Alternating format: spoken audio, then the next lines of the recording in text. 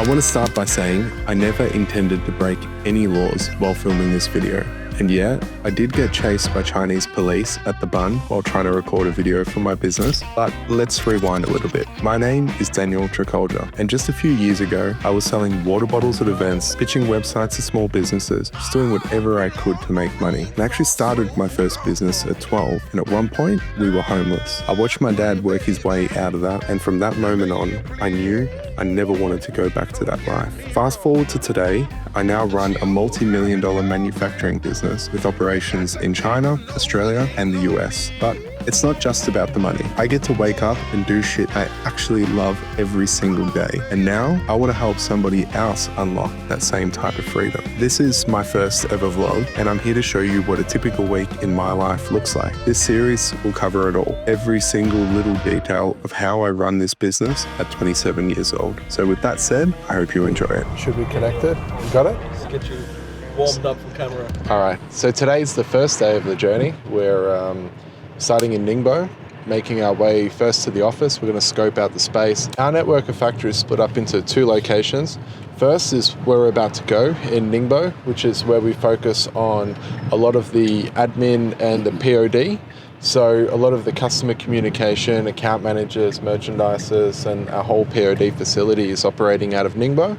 And then we have Jiangxi, which is in the Nanchang, which is more of the cut and sew, bulk production, dye house, screen print, all the decoration in bulk is happening on that side. The number one trick to doing business in China is having the right partner. And I'm fortunate enough that Dan and I crossed paths some years ago. And I guess it's like anything, when you have partnership, it's just as important, in some cases maybe more important than the person you marry. So you're really finding the right person, building that relationship, building the trust, and being able to, I guess, lean on each other, you know, between your strengths, in my case in the West, and Dan's in the East. And creating the opportunity in the middle is what we do really well. You don't know exactly what direction things are going to go. They're going to continue to get worse. There's always solutions, and there's always ways around it.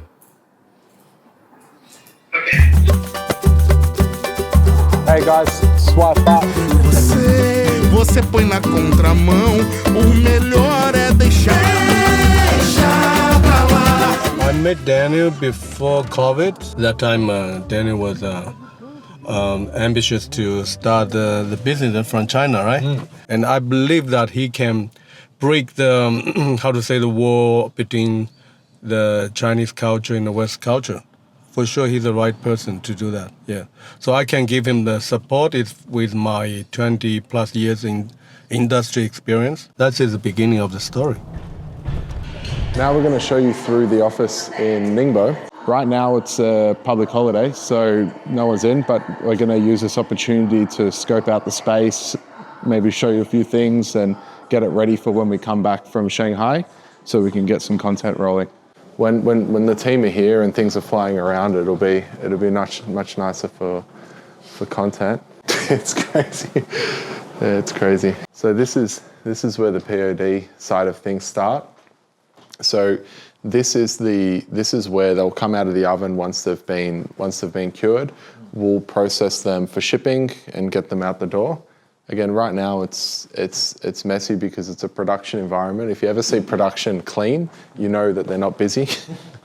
But we did this nice, you know, like we try to enforce some of our beliefs in the facility. So like details matter.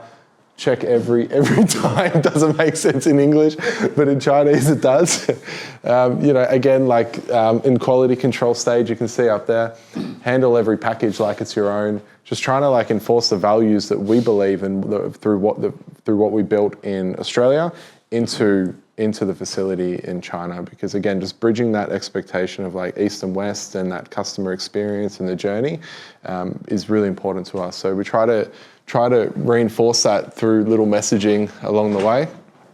This is the big oven. This was so big, obviously we're 6 levels up, you can't just bring this in a lift. So they actually had to weld this into place and build it from the ground up in this space. So I don't know how we'd ever get this out, but This cures the garments. We dry the pre-treat. It's just a part of the process for DTG. It'll make more sense if we come through here, I'll show you. These are the DTG machines. We use Brother machines, which is all from Japan. Really solid machine. These are connect into the Shopify, pull the orders, pull the art, and then we print on demand. So as the client orders, if it's a photo of the dog or if it's a pre-populated design from a customer store, we load it in the machines, print it, and get it out the door. You can see a few examples of sort of how that looks here. And what's really good about the DTG is that it's actually printed into the fibers. So the hand feel of this is just really nice.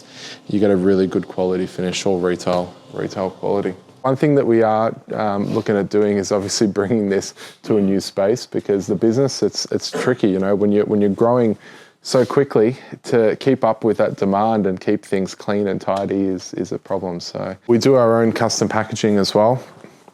Here's an example of one. It's funny because it looks like such a fucking mess, you know, like when you look through, the person that doesn't understand is going to think, what the fuck is going on here? But it's controlled chaos, I promise. You can see how busy it gets. We've got a golf mat here to practice our swing. When it gets really busy, you can see these practice balls everywhere. So very busy in here. This is where it all happens. You guys aren't worried, or? No. This will be any extra cost? Right now, we're still working out with the shipping lines to see what sort of rebates the government can give, and you know exactly where we're going to sit. And obviously, as a fallback plan, we've got the onshore facility in Miami with already, from what we have inbound machine-wise, has the same capacity of what we've set up in China. Really nice example of a print. I'm just looking for a couple t-shirts for Shanghai. I have a few around here. This is just as we're developing. So all of this is for the US market. So we developed like 40 new products specific for that market. So over there, oversized garment dye with a cropped fit are really popular. So we just had to adjust for that and create a couple new styles that just matched where the market was at and what they wanted. A lot of different iterations of samples, fittings, fabrics. When we take you through the dye house, through the knitting, you'll see exactly what it takes. It's a lot. It's a lot. What we create is a perfect blank canvas, but what you then do with that is in your hands. Yeah. Fuck off socks. Did you want a fuck off sock? Look, you got trippy mushroom. There's one with a daddy long leg spider, and it says, "Call me daddy."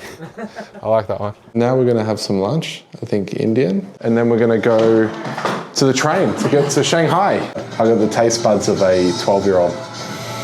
Chicken nuggets, tomato sauce, chicken tenders. Up until last year, I never tried chicken thigh, only chicken breast. That's the type of guy I am. Man, honestly, the Chinese cars, there's a reason why the West are so fucking scared of the cars that are coming. They are so good. I'll show you in Shanghai. You see the best cars in Shanghai. And also like the convenience. You can get anything from your phone. You get a massage, you can get your dead skin off your feet, all sorts of whack things. But your phone is literally everything in China. It's amazing. But my favorite thing is the cars. They're fucking awesome. Hey, you know, now it's time to save myself. I gotta let you go.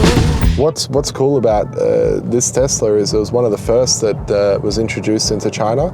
So they did this really cool deal where you bought the Tesla and for the lifetime of the car you had free charges.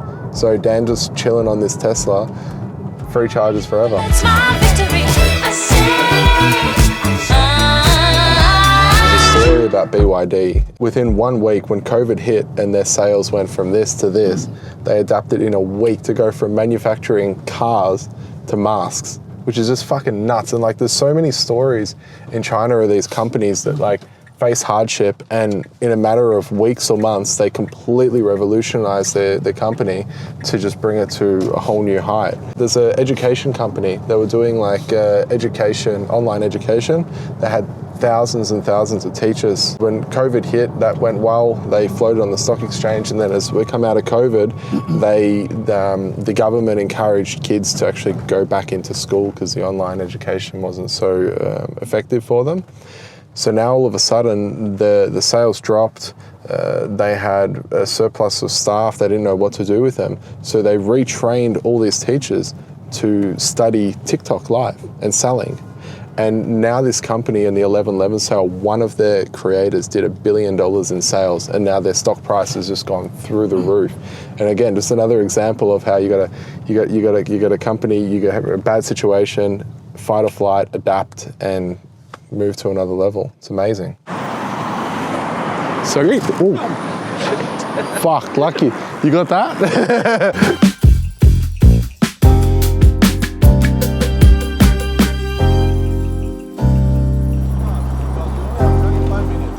Go fast.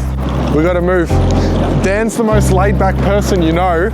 So if he says go fast, that means you got to fucking run, trust me. We've done international flights with like 40 minutes and he didn't say run then. So this is Charlie's first experience in a Chinese bullet train. Let's go.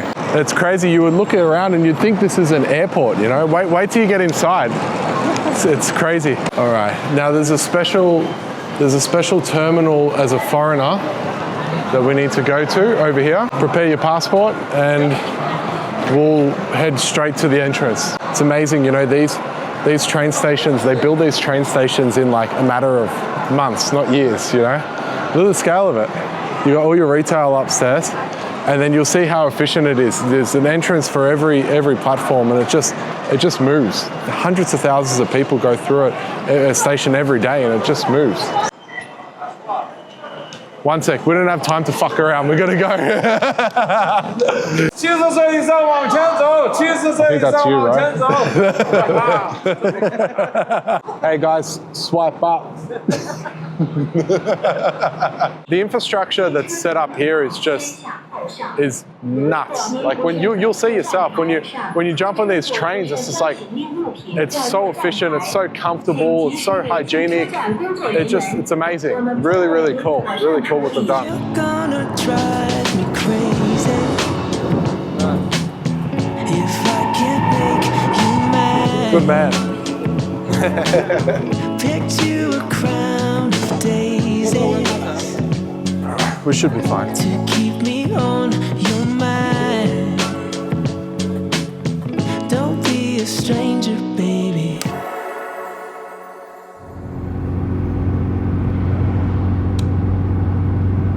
I'm wrecked, man. It's more stressful than I thought filming content, you know?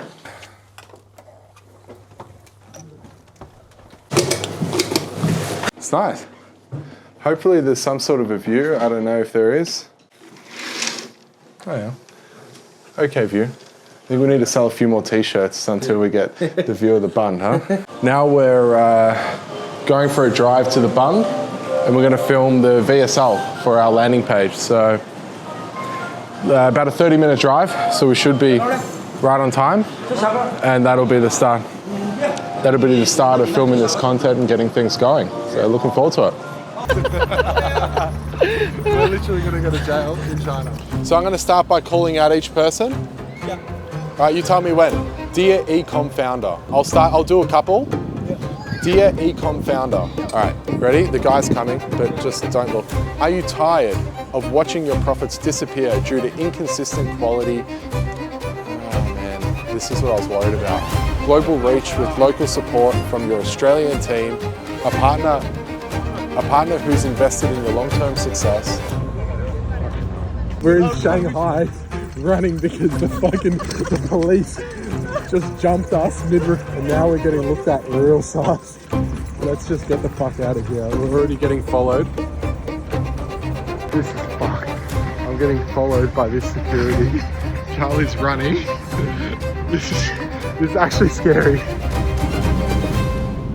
How was that experience? Holy shit, man. I'm glad that's done, let me tell you. So a bit of a story time. We set up the cameras. Old mate brought like monster floodlights. As soon as these things turned on, people are like, wow! And everyone's looking, including police. Police came, asked a few questions. You got a permit? No, we didn't. And a few questions later, our assistant told us in translation, you need to hurry the fuck up and get this done because things are about to get serious. So I just did the whole VSL one take, which is an interesting experience, while security started one by one swarming us, to the point where things got pretty serious. Some commando-looking guy with a hat came, and I just had to apologize and let him know that I'm just a dumb foreigner trying to create a TikTok. And we just got out of there real quick. And we're gonna put a clip in that so you can see yourself how quickly we got the fuck out of there, because that was probably the most scared I've ever been in China. That was a wild experience. I was just more worried about the guy that was helping us. I mean, we're gonna go, and then they're gonna most likely chase him. So we gave him a nice little tip and a thank you, and hopefully he doesn't end up in jail. We believe we've got everything we need. So that's a typical day in my life. And I know it's not always that eventful, but I hope this inspires you, motivates you, makes you laugh, or simply just entertains you, because that's all I want. I'll see you in the next episode. Well, on first glance, you would think this is polo, right? And it is. I mean, the quality is fantastic.